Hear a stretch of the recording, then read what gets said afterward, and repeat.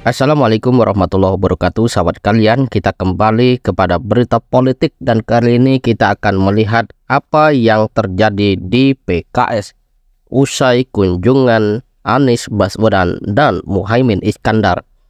Apakah kedatangan calon presiden dan wakil presiden itu akan membesarkan hati PKS? Dan benarkah ini merupakan buah dari sikap bijaksana PKS yang tidak tergesa-gesa seperti Partai Demokrat yang langsung meninggalkan koalisi perubahan? Mari kita lihat lebih dalam. Sahabat kalian, PKS sejak awal merupakan partai yang punya komitmen terhadap koalisi perubahan.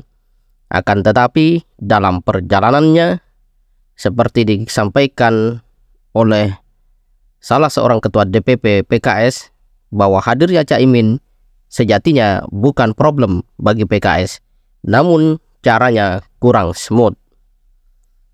Kalimat itu mengindikasikan bahwa tidak seutuhnya PKS bisa menerima begitu saja pilihan Nasdem memilih PKB dan Muhaimin Iskandar sebagai calon wakil presiden yang segera diikuti dengan deklarasi di Surabaya. Meski begitu, PKS merupakan partai yang cukup terlembaga dengan kuat, sehingga tidak ada satu kejadian yang kemudian direspon dengan secara emosional. Dan bahkan ketika Anies Baswedan dan Caimin berkunjung ke PKS sekalipun, keputusan PKS masih menunggu daripada hasil musyawarah Dewan Syuro PKS. Dalam hal ini, sahabat sekalian, kita bisa melihat bahwa PKS memiliki, katakanlah, daya tawar yang mulai menebarkan aroma yang harum, di mana kemudian Nasdem dan PKB bersepakat. Bahkan kalau kita melihat ucapan Anies bahwa datangnya Anies dan Caimin ke PKS merupakan seperti datangnya calon menantu kepada orang tuanya, menandakan bahwa PKS dalam koalisi Nasdem dan PKB sangat dihargai. Nah, menarik ya. Tetapi, apakah kemudian dengan otomatis PKS akan menerima? Ini yang menjadi tanda tanya. Sekalipun dugaan kuat publik melihat bahwa PKS tidak akan meninggalkan koalisi perubahan.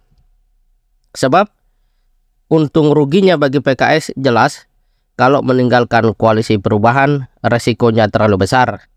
Dalam hal konsistensi sebagai partai yang sejak awal mengusung perubahan, bergabung ke Prabowo adalah nanti kalau terjadi PKS akan butuh narasi yang panjang, apalagi bergabung dengan PDI Perjuangan.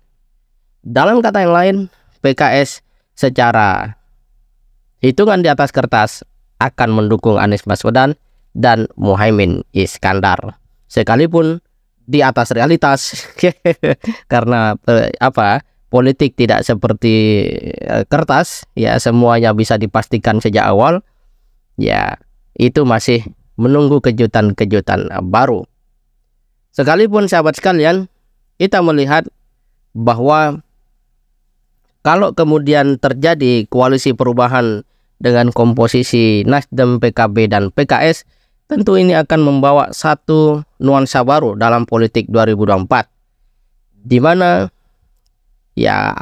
katakanlah suara dari umat Islam cenderung akan mudah untuk dihimpun ke dalam dua saluran partai politik ini, yaitu PKB dan PKS.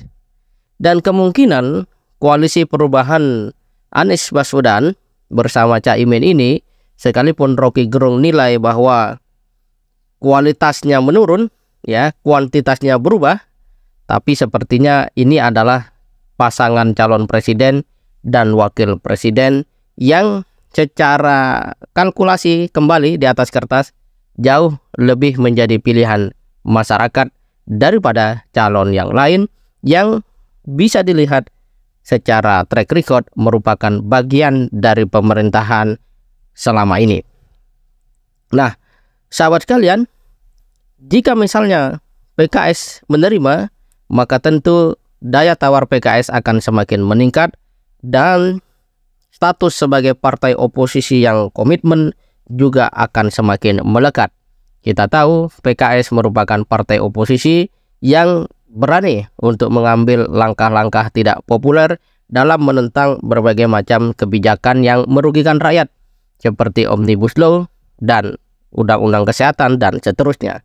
Tentu ini hal yang secara langsung PKS perlu untuk menjadikan sebagai amunisi menjelang pemilu 2024.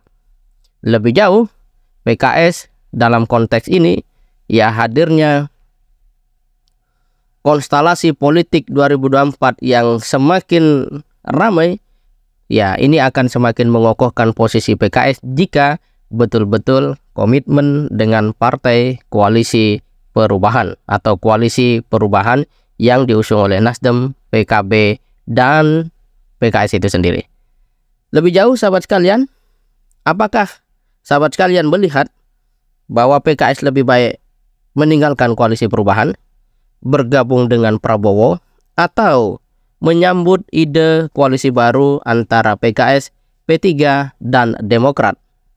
Dan menurut sahabat kalian, apakah masih ada keuntungan secara langsung baik dari dimensi politik maupun citra kepartaian ketika PKS bergabung dengan Demokrat dan P3? Saya kira sahabat-sahabat sekalian juga punya sebuah analisa.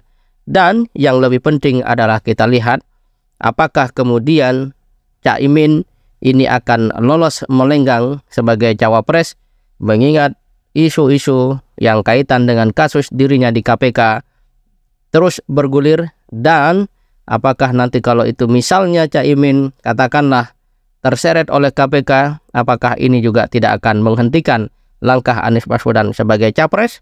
Kita tidak tahu, tapi yang pasti dalam konteks politik seperti yang disampaikan oleh Abraham Samad, lebih baik KPK bekerja secara profesional, betul-betul menegakkan hukum dengan tidak terpengaruh atau terkontaminasi oleh interest apapun, lebih-lebih kepentingan politik.